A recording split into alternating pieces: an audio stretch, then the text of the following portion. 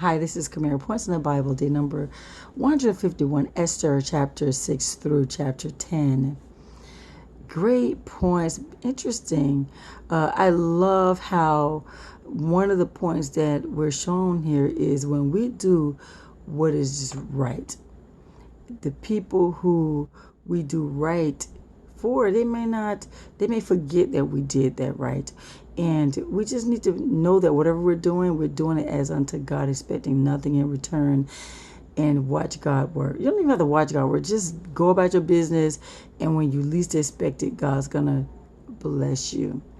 And another thing is how we don't have to worry about our enemies. Our enemies are a non-factor. God is handling situations we don't even realize we have a lot of times. He's got our back.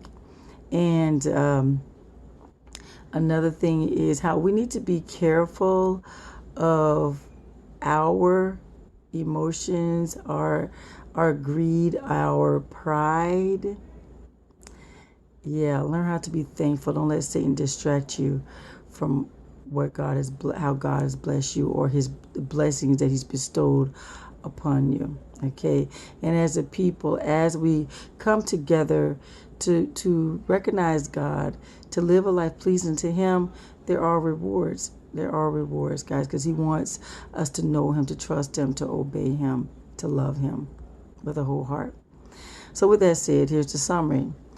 King Xerxes, he couldn't sleep. So what do we do when we can't sleep? A lot of times we'll just read a book until we fall asleep. Well, his book was the book of Chronicles. He had those records of his reign read to him.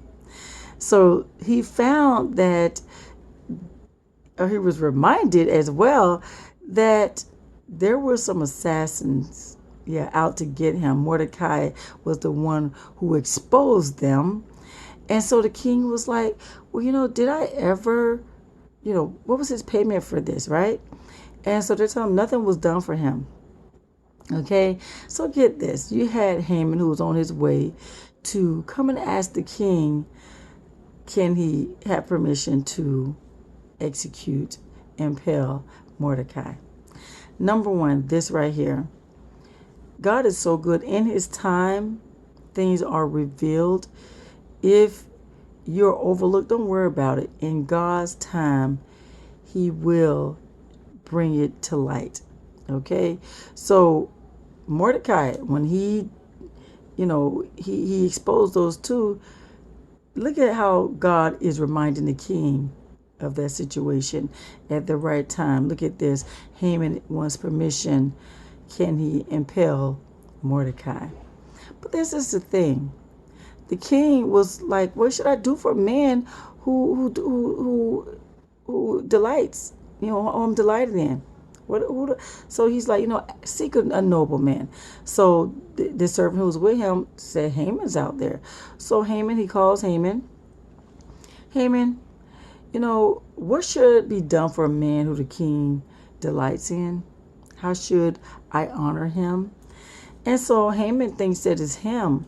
So he said, well, what you should do is have the king's royal robe, one that he's worn, and his horse that the king has ridden, and place on his head, an emblem, crest. Yeah. And then you should have one of the nobles, one of your most noblest person, place the robe on this man. And he should parade around the city, and he should call out, this is what is done for the man the king delights to honor. The king loves this. He loves it. He tells Haman to get it done. Quickly get this done and do just as you said for Mordecai. Mordecai the Jew. This same Mordecai who he wants to impale. Isn't that something? Yeah. And so he does it. Haman does it. But can you imagine this enemy who wanted to curse you is now blessing you? Look at God making a fool out of Satan. I'm just saying, that's the type of God we serve. He thought he had the upper hand, but he should have known then that God was in this thing, because when he left and he went back home crying to his wife and his friends, they saw it. They saw that God was with Mordecai, and it said he's going to be your ruin, because he won't let it go. He's just letting his greed. God has blessed him, and he is so distracted. His pride. Yeah. You're going to come to ruin. This is a Jew. Clearly God is with him, basically, is what they were saying when you think about it. That same day, the banquet, remember there was another banquet. So he is now at the banquet with King Xerxes and Queen Esther. And it is there where the king was like, okay, tell me, what is it you want? And she tells him that her family, her people have been paid. I mean, this person has paid to annihilate her people. And so he's like, who is this person? It is Haman. Haman is the one who wants to kill his people, her people. And so he gets up and he walks out, goes into the garden. He comes back. He thinks Haman's about to attack Esther. They take Haman, and guess what? The king hears that Haman has built this pole to impale the man Mordecai, the one who exposed those assassins. Isn't that something? That sure looked bad on Haman, didn't it? So the king had him impaled on that pole that Haman meant for Mordecai. Laughing all at the devil. Isn't that something? God is showing out with that situation right there. So, of course, you have Esther. The king actually gives his properties to Esther. Isn't that something? But she cries to the king and said, what about my people? Can you overrule what Haman has done? You can't change an edict that the king has sealed with his ring. And so she introduces Mordecai as her relative, and he gives Mordecai his signet ring. He tells Mordecai that he can write whatever he wants and he can prove it. He will approve it. So Mordecai, he creates this edict, and with the king's signature or in the king's name, and seals it with his signet ring, and tells this edict is basically saying, every Jew has a right to defend himself and kill whoever tries to harm them. So, of course, it goes out to 127 provinces, and the Jews are ecstatic. Look at how God worked this thing out. This is the God that we serve, how he's working this thing out. This group of people, Satan was against. God said no. Remember, Esther had told them to fast and to pray? That fasting and prayer, they do something. It moves God.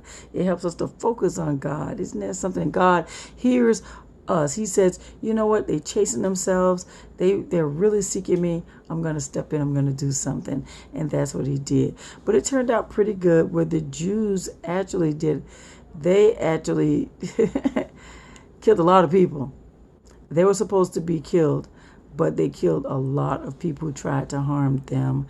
And there were, I think, 75,000 people throughout all the provinces who died, and then 500 right there where the palace is in Susa. And Esther even asked for a second day, and he gave them a second day to do just what they did. Also, Haman's sons were impaled. Yeah, Mordecai is elevated to like second in command. Such great things. And scripture talks about how now those days that were meant to kill is now a day of celebration, reminding them what had happened, how they were supposed to be annihilated, but God had changed that for them. And Mordecai, he became a prominent man among the Jews. King Xerxes gave him second in command, and everyone respected him because he looked out for the welfare of the Jews. He was a good man. So guys, just the whole thing, just look how God just turned that thing over and around and how he was in that thing. So if you have any points you'd like to add, please place them in the comments here. That's day number 151, Esther chapter 6 through chapter 10. You have a God-filled blessed day.